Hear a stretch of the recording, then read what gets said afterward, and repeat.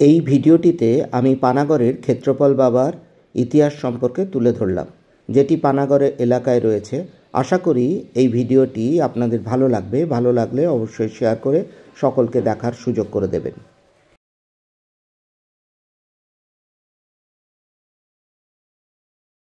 বর্ধমান জেলার সর্বাধিক পরিচিত ক্ষেত্রপাল মন্দিরটি আছে পানাগড়ের মিলিটারি ক্যাম্পে। ক্ষেত্রপালের মন্দিরে যেতে হলে 2 নম্বর জাতীয় সড়ক ধরে দুর্গাপুরের অভিমুখে পানাগড় মিলিটারি ক্যাম্পে 3 নম্বর গেট দিয়ে ঢুকতে হয়। এই গেটটি হাসুয়া গেট নামে পরিচিত। কিছুটা এগোলেই পরে সিকিউরিটি চেকিংয়ের পর্ব। গাড়ি নিয়ে গেলে চালকের লাইসেন্স জমা রাখতে হয়, দেখাতে হয় যাত্রীদের সচিত্র সরকারি পরিচয়পত্র। নিরাপত্তা বেষ্টনীর থেকে 2 কিলোমিটার ভিতরে ক্ষেত্রপালের মন্দির। 1943 সালে দ্বিতীয় বিশ্বযুদ্ধের সময় 22টি গ্রাম সরিয়ে দিয়ে তৈরি হয় পানাগড়ের মিলিটারি বেস ক্যাম্প।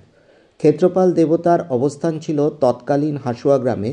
প্রায় 2 বিঘা জায়গা জুড়ে থাকা মন্দিরটি বাদ দেওয়া হয়েছিল উচ্ছেদ থেকে। এখন প্রশ্ন হচ্ছে, কে এই ক্ষেত্রপাল? ক্ষেত্রপাল কি রুদ্র নাকি লৌকিক কৃষি দেবতা? ক্ষেত্রপাল কথার অর্থ যিনি ক্ষেত রক্ষা করেন তিনি ক্ষেত্রপাল। ক্ষেত্রপাল মূলত ভূমিরক্ষক, কৃষির লৌকিক দেবতা হিসেবে পূজিত হন। এই সর্বভারতীয় দেবতা, মূলত ভৈরব মূর্তি।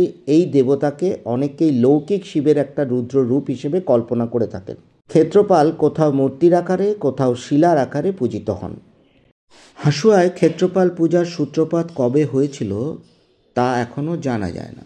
বংশ পরম্পরায় চলে আসা নিয়মে বর্তমান পূজারীদের একজনের মতে এই পূজা আনুমানিক 500 বছরের পুরনো।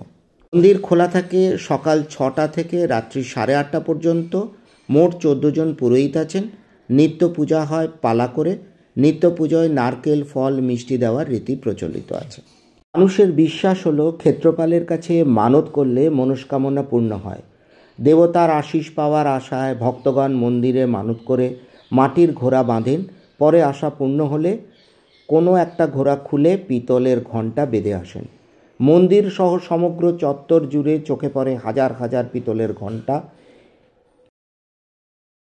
কোনো কোনো মঙ্গলকাব্যে ক্ষেত্রপালের উল্লেখ পাওয়া যায়।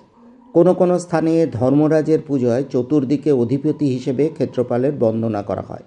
বৌদ্ধ মহাযানদের মধ্যেও ক্ষেত্রপালের পূজার প্রচলিত আছে, কিন্তু আধুনিককালে ক্ষেত্রপালের পূজা প্রায় বিলুপ্ত হয়ে গেছে। মঙ্গল কাব্যগুলিতে শিব স্বয়ং কৃষিকার্যে নিযুক্ত হয়েছিলেন। যজুর্বেদের শতরুদ্রীয় স্তোত্রে রুদ্রকে ক্ষেত্রপতি বলা হয়েছে। তন্ত্রশাস্ত্রে শিবের একটি নাম ক্ষেত্রপাল। সুতরাং ক্ষেত্রপাল যে শিবের রূপান্তর তাতে সংশয় নেই। তথাপি কেউ কেউ ক্ষেত্রপালকে অনার্য দেবতা বলে সিদ্ধান্ত করেছেন। ক্ষেত্রপালের একটি ধ্যান মন্ত্রও রয়েছে। তার অর্থ খানিকটা এই রকম: উজ্জ্বল ভয়ঙ্কর জটাধারী, ত্রিনয়ন, নীলকজ্জ্বল পর্বত সদৃশ প্রভাব বিশিষ্ট, 2 হাতে ধৃত গদা, কৃপাণ, রক্তবর্ণ মাল্য, গন্ধ ও বস্ত্রে উজ্জ্বল, কোটিতে বন্ধ ঘণ্টার ঘরঘর শব্দে, ভীষণ ঝঙ্কারে, ভয়ঙ্কর সাদা সর্পের কুণ্ডলধারী ভগবান ক্ষেত্রপালকে আমি বন্দনা করি। একটি বড় তেঁতুল গাছের নিচে মন্দিরটি অতীব সুন্দর। ক্ষেত্রপাল মন্দিরের চত্বরেই আছে কালী, তুলসী এবং গণেশের মন্দির। ক্ষেত্রপালের পাশাপাশি তারাও মানত হিসেবে ভক্তদের কাছ থেকে ঘণ্টা পান।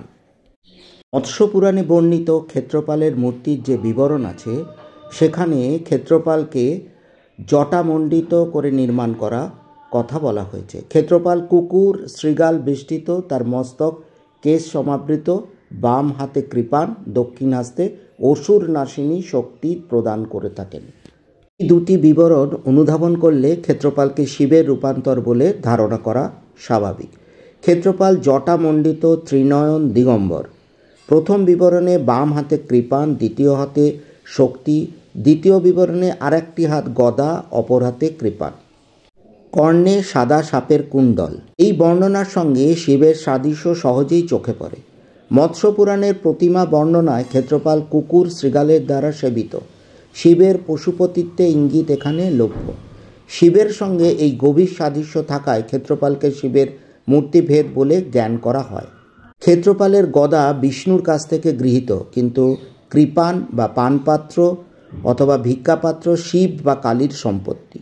মানুষের মনস্কামনা পূর্ণ হয় কিনা জানা নেই, তবে এই নির্জন সুন্দর পরিবেশে কয়েক মুহূর্ত কাটালে মন হয়ে যায় শান্ত, চলে যায় অন্য এক ঐশ্বরিক জগতে।